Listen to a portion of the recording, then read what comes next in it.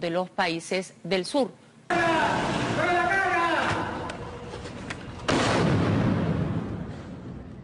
Hasta hace unos días era un misterio lo que guardaba por dentro este centro de reclusión denominado por el AMPA como la Casa Grande.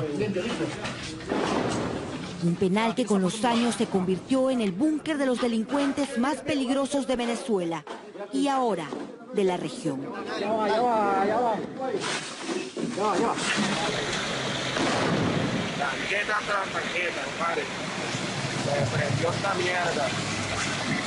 Esta semana el gobierno venezolano decidió tomar el control del penal. Este es el ingreso a Tocorón, el centro penitenciario tomado desde el 2014 por los sanguinarios miembros del Tren de Aragua. Hay bastante visitas con niños, hay multitudes, hay mujeres embarazadas, habemos de todo. Mientras que las autoridades del gobierno de Nicolás Maduro penetraban las entrañas del centro de operaciones de la organización criminal más violenta de Sudamérica, desde donde se planifican y ordenan los crímenes de varios países, en los ambientes del penal había desconcierto. Aquí hay visita, hay cachorro. No hay señal, ya vamos a liberar por aquí ya. Hay visita, hay cachorro.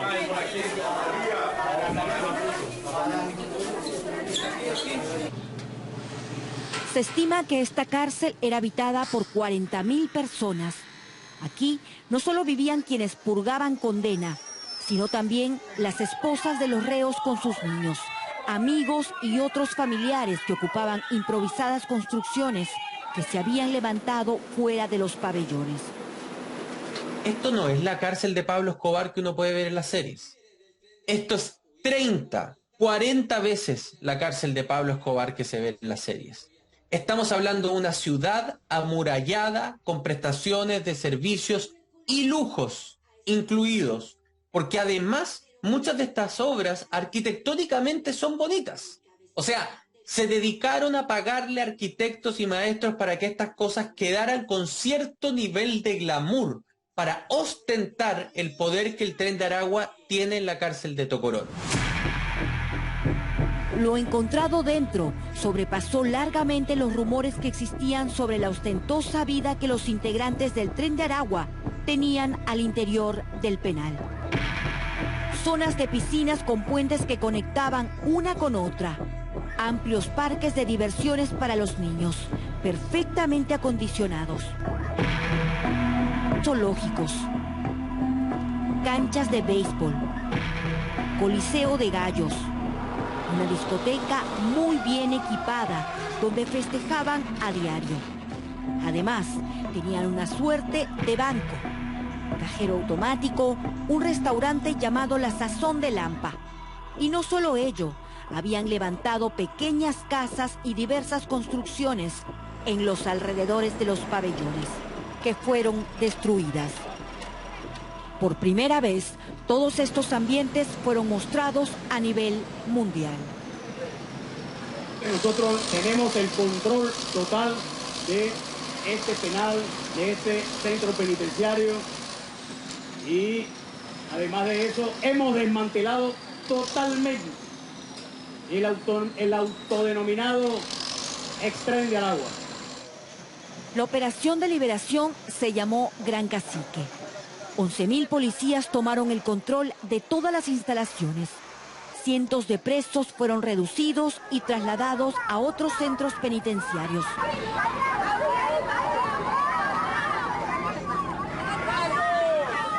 Se incautó gran cantidad de armamento, granadas, armas de largo alcance que fueron presentadas a la prensa como señal de que las autoridades penitenciarias del gobierno de Venezuela habían llegado a poner orden, después de estar ausente por más de una década y de permitir que los reos actuaran por años impunemente en una suerte de zona liberada, desde donde se planificaban cometer atroces crímenes en países vecinos como Colombia, Chile y en el Perú.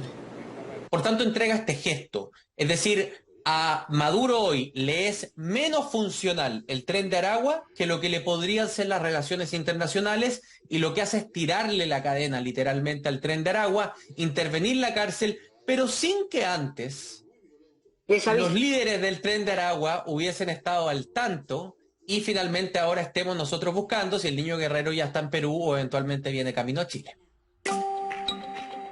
Desde el último miércoles se busca a este hombre, Héctor Guerrero Flores, alias el Niño Guerrero, el cabecilla del Tren de Aragua, que junto a los integrantes de la cúpula de la organización que dominaba Tocorón, fugaron por este túnel sólidamente construido que las autoridades hallaron durante la incursión policial. Aquí estamos hablando de túneles tipos mineros. Es decir, estas son inversiones que cuestan cientos de miles de dólares. No es un túnel que uno ve en las películas que con una cuchara se va haciendo el hoyo. Son túneles con estructura, son túneles con vigas maestras que están cruzadas. El clásico túnel minero, nuestros países son mineros, nosotros lo conocemos. Cuidadito, Juan. El Niño Guerrero y cientos de delincuentes recorrieron esta estrecha construcción de cemento minutos antes que los policías ingresaran a Tocorón. Quizá fugaron tras haber sido alertados sobre los planes que Nicolás Maduro tenía para esta cárcel de 23 hectáreas, ubicada a casi hora y media de Caracas, en el estado de Aragua, en el municipio de Zamora, en el centro norte de Venezuela. Un centro penitenciario construido en los años 80 para 700 reos, pero desde el 2014 era la cuna de una sanguinaria organización que ha expandido su extrema violencia más allá de Venezuela. Desde el miércoles último, familias enteras esperan noticias sobre los presos que han ido trasladando, luego que la cárcel de Tocorón fuera desalojada por completo. Queremos saber que nos dé razones, porque muchas personas dicen que lo van a trasladar al Dorado, otras personas dicen que hay personas muertas que han sacado allá, y nosotros queremos llegar al penal para saber de nuestros familiares. No sé nada de mi esposo, ni nada, no sabemos a qué destino los llevan. En verdad aquí estamos desesperados, pues, porque no sabemos nada de ellos. Pero del Niño Guerrero, el líder del Tren de Aragua, que fugó por el túnel, nadie sabe nada. En Venezuela las autoridades dicen que están en una incansable búsqueda. Sin embargo, se presume que ya haya salido del país. Y lograremos capturarlos a todos, inclusive en el ámbito internacional. Si llegasen a escapar, a huir algunos de los integrantes de todos estos grupos, cómplices y conexiones, los vamos a capturar, porque para ello estamos adelantando coordinaciones y conexiones de carácter diplomático. Si vendría a nuestro querido Perú, no va a venir a hacer turismo. Son intereses de carácter criminal. Él no va a venir a sumar, a trabajar. Él va a venir a querer hacer lo que hizo, ¿no? A tener actividades de carácter criminal muy violento, y eso no lo vamos a permitir. El Niño Guerrero, un hombre de 40 años, de tez morena y de contextura delgada, nació en la ciudad de Maracay. Empezó a delinquir desde muy joven, desde los 17 años. En el 2010 pisó el penal de Tocorón por primera vez. 2 años después se fugó, pero en el 2013 fue recapturado y condenado a 17 años de cárcel. Desde entonces ha hecho del penal de Tocorón su mansión. Dicen que al interior de la cárcel de Aragua vivía en una casa de 2 pisos solo para él. Por estos días se presume que intente salir del territorio venezolano y cruce nuestras fronteras. ¿Cuál es el país que tácticamente le conviene habitar al Niño Guerrero? Yo creo que es Perú, por las rutas de ketamina, por su posición geográfica y porque además siempre la debilidad de las instituciones, las crisis sociales y políticas son vistas como oportunidades por las organizaciones criminales. Chile no es necesariamente uno de los primeros destinos donde el Niño Guerrero le gustaría estar. Es que están viendo en la justicia chilena y en la policía chilena un tipo de bloqueo como no habían visto necesariamente en otros países, lo que los ha llevado a extremar ciertas de las medidas que están realizando. A esto hay que sumarle lo vulnerable que son nuestras fronteras. El Perú tiene 7.000 kilómetros de frontera. Es muy difícil poder cuidarlos todos en simultáneo. En el cruce formal de migratorio que tenemos en Tumbes con Ecuador, hay al menos, según información recibida por nosotros, hay cerca entre 50 y 70 pasos informales que cuestan $500 pasar por ellos en ida y vuelta. Y estos entre 50 y 70 pasos informales se levantan de día o se levantan de noche y sucesivamente porque la zona es seca y por lo tanto pueden simplemente habilitarlos.